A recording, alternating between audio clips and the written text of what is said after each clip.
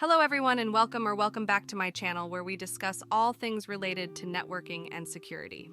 This video breaks down the critical components of digital security, exploring authentication methods and access control models with real-world examples. But before we dive in, take a moment to check out our blog where we discuss various subjects like Linux, cybersecurity, and much more in depth. Now, if you're ready, let's get started.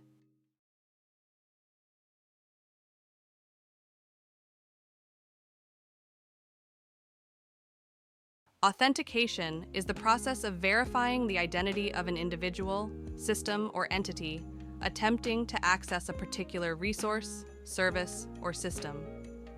It's a fundamental aspect of cybersecurity and digital security, ensuring that only authorized users gain access to protected information or functionalities. In essence, authentication confirms the legitimacy of someone or something trying to access a system. This process typically involves presenting credentials or evidence to prove identity. Common authentication factors include knowledge factor, something the user knows, like a password, PIN, or answer to a security question. Possession factor, something the user possesses, such as a physical token, smart card, or a mobile device used for two-factor authentication. Inherence factor, something inherent to the user, like biometric data, fingerprint, facial recognition, iris scan.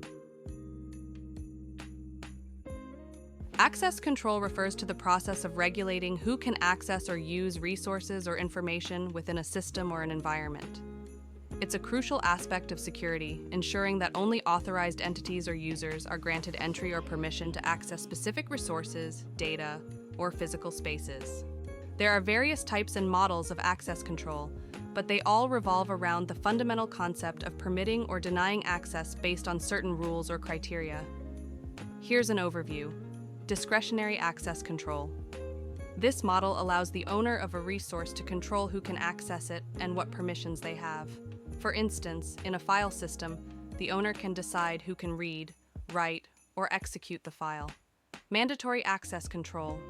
In Mac, access to resources is determined by security labels assigned to both users and resources. It's commonly used in environments where high levels of security are essential, like government or military systems. Role-based access control. RBAC assigns access based on the roles individuals hold within an organization.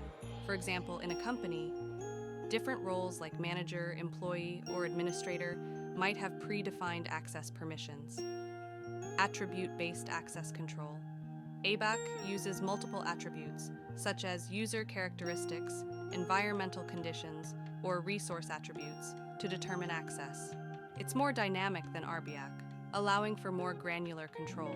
Access control mechanisms can apply to various domains. Physical access control. This regulates entry to physical spaces, such as buildings or rooms, using methods like keycards, biometrics, or security guards. Digital access control. In the digital realm, access control regulates entry to digital resources like files, databases, or networks using authentication methods, passwords, biometrics, etc., and access control models, RBAC, ABAC, etc. That wraps up our exploration of authentication and access control. Remember, understanding these fundamentals is pivotal in safeguarding your digital assets. Stay informed, stay secure. Make sure to hit that subscribe button for more insightful content on cybersecurity and networking. See you in the next one.